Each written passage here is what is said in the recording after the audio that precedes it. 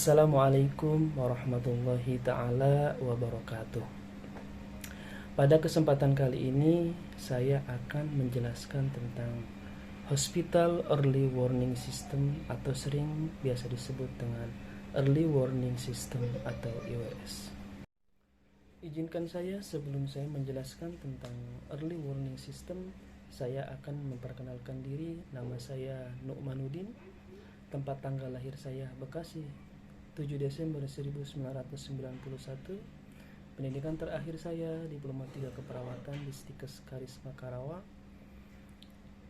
Pengalaman kerja saya yaitu saya bekerja di Rumah Sakit Helsa di kamar operasi selama kurang lebih 8 tahun. Dan moto hidup saya yaitu menebar manfaat tanpa batas. Hospital Early Warning System atau Early Warning System adalah suatu metode untuk mendeteksi penurunan atau perburukan kondisi pasien sebelum mengalami kegawatan. Tanda penurunan atau perburukan kondisi ini muncul 6-8 jam sebelum pasien mengalami kegawatan atau henti jantung. Artinya masih ada waktu kisaran 6-8 jam kita bisa deteksi penurunan kondisi perburukan pasien dengan cara pengisian melalui formulir Early Warning System. Apa saja manfaat Early Warning System? Ada 3 manfaat Early Warning System. Yang pertama yaitu Early Detection atau standarisasi teknik deteksi perburukan kondisi pasien. Yang kedua yaitu Timelines of Response atau standarisasi tingkat perburukan kondisi pasien. Dan yang ketiga yaitu kompetensi atau pengambilan keputusan klinis dengan cepat dan tepat. Selanjutnya yaitu parameter Hospital Early Warning System. Di sini ada 4 tahapan parameter Hospital Early Warning System. Yang pertama yaitu Risk Knowledge atau sering disebut dengan parameter fisiologis Early Warning System yang terdiri dari pernafasan, frekuensi nadi, tekanan darah, kesadaran, suhu, saturasi oksigen, dan penggunaan alat bantu nafas pada pasien. Tahapan yang kedua yaitu monitoring and warning. Pada tahapan kedua ini bisa disebut dengan pengkategorian kondisi pasien. Di sini ada 4 kategori yang biasa disebut dengan 4 warna. Yang pertama yaitu kategori hijau dengan skor IWS 0 sampai dengan 1. Pada saat kondisi ini pasien dalam keadaan stabil. Pada kategori yang kedua yaitu kategori kuning atau warna kuning dengan skor IWS 2 sampai 3. Pada kondisi ini pasien sudah mulai mengalami penurunan. Untuk kategori yang ketiga yaitu kategori orange atau warna orange dengan skor IWS 4 sampai dengan 6. Pada kondisi ini pasien sudah mulai mengalami perburukan. Sedangkan untuk kategori yang terakhir yaitu kategori merah atau kategori kegawatan dengan skor lebih dari 7. Untuk tahapan ketiga yaitu communication and dissemination. Pada tahapan ketiga di sini tugas kita selaku responder ataupun perawat pelaksana di ruangan yaitu cukup untuk memanggil tim code blue yaitu di RSUD dengan extension 1, 2, 3, 4. Sedangkan tahapan yang keempat yaitu respond capability. Di sini adalah peran responder. Untuk kategori hijau, responder ini semuanya sudah mencakup responder karena memang kondisi pasien dalam keadaan stabil. Sedangkan pada kategori kuning, di sini yang berperan sebagai responder adalah perawat primer atau bidan primer.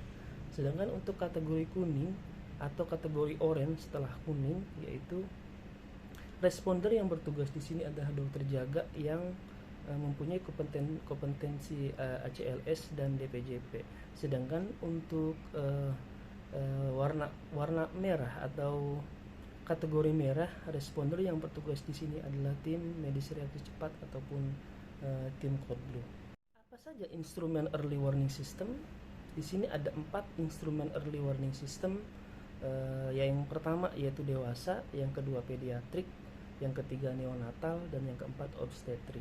Pada kesempatan kali ini saya akan fokus untuk menjelaskan tentang instrumen early warning system kepada pasien dewasa, atau biasa disebut dengan National Early Warning System pada umumnya, ataupun Modify Early Warning System. Next yaitu komponen early warning system. Di sini ada 4 komponen early warning system. Yang pertama yaitu parameter klinis pasien. Tugas kita yaitu mengkaji parameter klinis pasien pada komponen pertama, yang artinya kita mengkaji dengan formulir early warning system pada parameter klinis pasien yang sudah saya tadi sebutkan di awal, yaitu ada 7 parameter fisiologis pasien. Kemudian setelah kita kaji parameter klinis pasien, kita lakukan scoring. Ada berapa scoring yang kita dapat setelah kita lakukan pengkajian dengan parameter klinis pasien. Kemudian pada komponen yang ketiga, pengkategorian early warning system.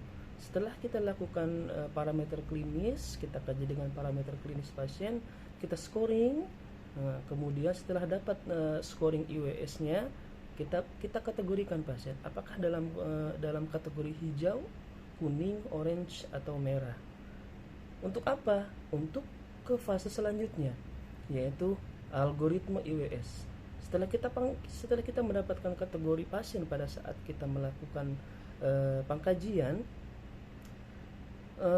langkah selanjutnya kita melakukan atau implementasi sesuai dengan kategori pasien. Hijau, algoritmanya apa, kuning, algoritmanya apa, orange, algoritmanya apa, dan merah, algoritmanya apa, sehingga perburukan pasien tidak terjadi karena memang sudah sesuai dengan pengkajian dan algoritma IWS yang kita dapatkan melalui pengkajian pada komponen IWS. Next, tabel National Early Warning System. Ini sudah disepakati bersama sesuai dengan riset oleh Royal College of Physicians. Terdapat tetap masih 7 parameter fisiologis, namun pada saturasi oksigen itu dibedakan menjadi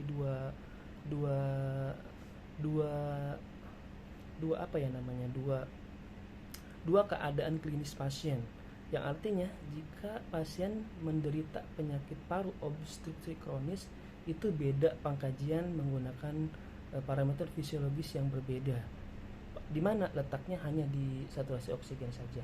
Itu saja, selebihnya sama. Untuk respiratory masih ada, SpO2 terbagi menjadi 2 pada pasien normal dan pasien PPOK. Kemudian penggunaan alat bantu napas. Yang selanjutnya yaitu tekanan darah sistolik, nadi, kesadaran, dan temperatur. Next, responder early warning system. Pembagian responder ini berdasarkan kategori IWS yang muncul setelah dilakukan scoring. Jika kategori pasien ada pada warna hijau, maka responder yang bertugas adalah cukup perawat dan bidan pelaksana. Sedangkan untuk kategori kuning, responder yang bertugas yaitu perawat primer atau bidan primer, atau kepala tim, atau PJC, dengan waktu harus kurang lebih dari 45 menit. Sedangkan untuk kategori orange, responder yang bertugas yaitu dokter jaga dan dokter penanggung jawab pelayanan, dengan waktu kurang dari 30 menit. Dan untuk kategori yang terakhir yaitu kategori merah, responder yang bertugas adalah tim medis reaksi cepat atau tim Kodlu. Selanjutnya yaitu algoritma IWS. Masih menyangkut tentang kategori IWS, yaitu warna hijau, kuning, orange, dan merah, karena memang berhubungan kategori dengan algoritma yang sudah saya tadi jelaskan di komponen IWS. Pada algoritma hijau dengan skor 0 sampai dengan 1, apa yang akan kita lakukan? Yang pertama, memang kondisi pasien dalam keadaan stabil. Lakukan pemantauan dan kaji ulang skor IWS setiap shift. Dikhawatirkan terjadi perubahan pada kondisi pasien. Sedangkan untuk kategori kuning dengan skor IWS 2 sampai 3, yang harus kita lakukan yaitu kaji ulang skor IWS oleh perawat primer, PJ shift, kepala tim yang yang sudah tadi saya sebutkan pada responder IWS. Kemudian tentukan masalah dan tindakan untuk mengatasinya. Lakukan pemantauan dan kaji skor IWS setiap 2 jam.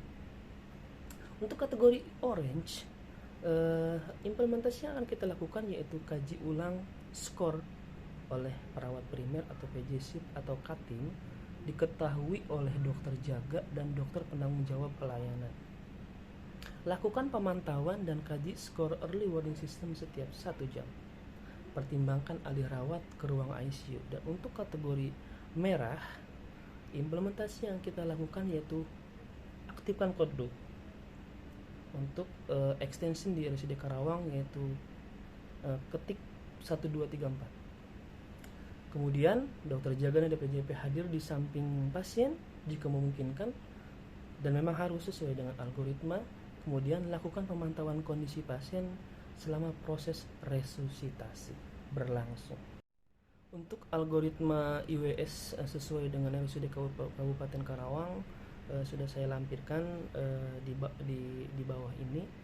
Silakan untuk dibaca, sebenarnya tidak jauh berbeda karena memang sudah menyesuaikan tentang mengenai IWS yang sesuai dan yang terbaru. Sebelum saya mengakhiri tentang pembahasan IWS ini, saya akan memberikan kesimpulan yaitu deteksi dini perubahan kondisi pasien adalah tindakan yang sangat penting karena penundaan dalam memulai tindakan yang tepat dapat berdampak buruk terhadap outcome perawatan pasien. Dan tidak ada istilah kematian secara mendadak karena memang sebelumnya jika dilakukan pengkajian dengan menggunakan formulir early warning system, istilah kematian secara mendadak itu tidak akan terjadi dan tidak akan pernah ada. Terima kasih, inilah presentasi dari saya tentang early warning system. Jika ada kata-kata saya yang salah, itu murni datangnya dari saya, dan jika ada kata-kata saya yang benar, itu sudah pasti datangnya dari Allah Subhanahu wa Ta'ala. Saya akhiri saja, mudah-mudahan bermanfaat. Assalamualaikum warahmatullahi wabarakatuh.